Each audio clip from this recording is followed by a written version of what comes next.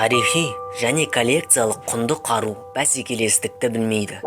Көптеген адамдарға бұл қарулар қорқыныш және жағымсыз сезімдерді тудырады. Себебі бұл көбінесе қайғылы, өлім мен қатыгездікпен байланысты. Бір жағынан, соғыс кезеңінде және диктаторлық режимде бұл қару-жарақпен көптеген адамдардың өмірін алып кетті. Екінші жағынан, инженерлердің және шеберлердің ерекше шығармашылығынан туындаған заттар. Егер қару тарихи құндылыққа ие болса, оны жүздеген мыңға, тіпті миллиондаған долларға сатуға болады. Біз бүгін аукционда қымбатқа сатылған суық қарулармен таныстырамыз. Бастамас бұрын каналымызға жазылып лайк басамыз. Жаңа видеомызды жіберіп алмас үшін қоңыраушаны басып қойыңыз.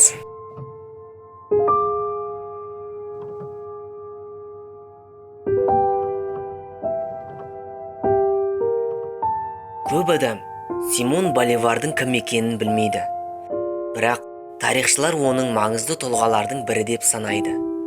Ол Венесуэла, Колумбия, Эквадор, Панама және Боливия тәуелсіздігі үшін күресті басқарған әскери қолбасшы және саясаткер. Латын Америкасының негізін қалаушылардың бірі. Симон Боливардың тапаншасы онымен бірге барлық сынақтардан өтті. Екі бірдей тапаншаны 19 ғасырдың ең атақты қару шебері француз Николя Нойль жасаған. Және 1805 жылы Симон сатып алды.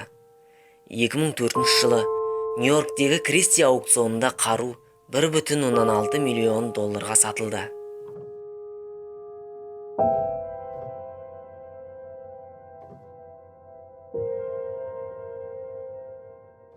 Американдық мемлекеттердің тәуелсіздігі үшін революциялық күрес кезеңіндегі тапаншасы 2002 жылы аукционда 2 миллион долларға сатылды. Көпшілік американдықтар тарихтың және революция кезеңіндегі ең маңызды қару деп санайды.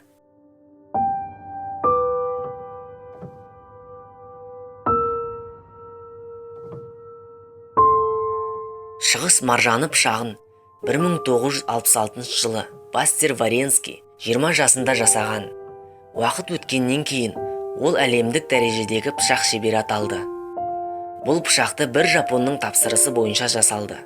Пышақты дайындау үшін 10 караттық 153 изумруд, 5 караттық 9 гауһар тас және 800 граммнан астам алтын жұмсалды.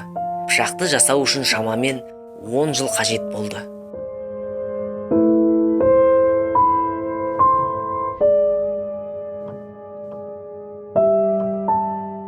2008 жылы бұл пышақ Лондонда 3,3 миллион долларға сатылды.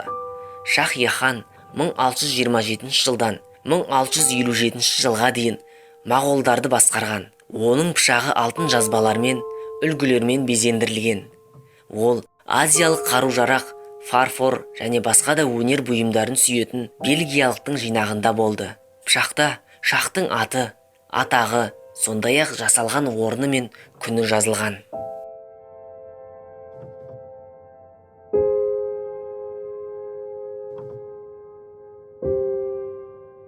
Екі жүзі бар және ұстайтын бөлігі адам құлағына ұқсайтын бұл пышақ Солтүстік Африкадағы Насрид кезеңіндегі ең маңызды экспонат болып табылады. Мұндай пышақтар Испанияда 15-16 ғасырларда кеңінен қолданылды. Пышақта қолында арбалеті бар адам бейнеленген. 2010 жылы қару 6 миллион долларға сатылды.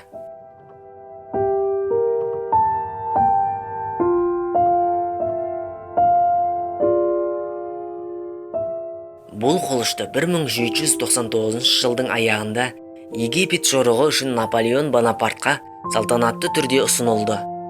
Оның жүзі Дамаск болатыннан жасалған.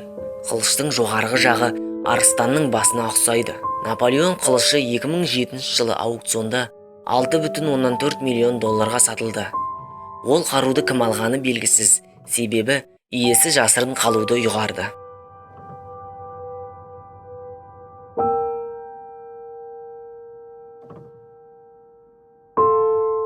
Бұл әдемі қылыш аукционда 2 рет сатылды.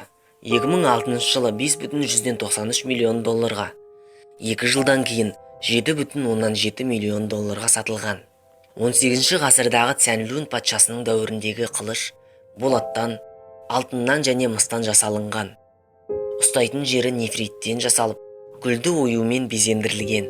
Қылыштың бір жағында поэзиялық шығармалардың кейіпкері Бауатен бейнеленген.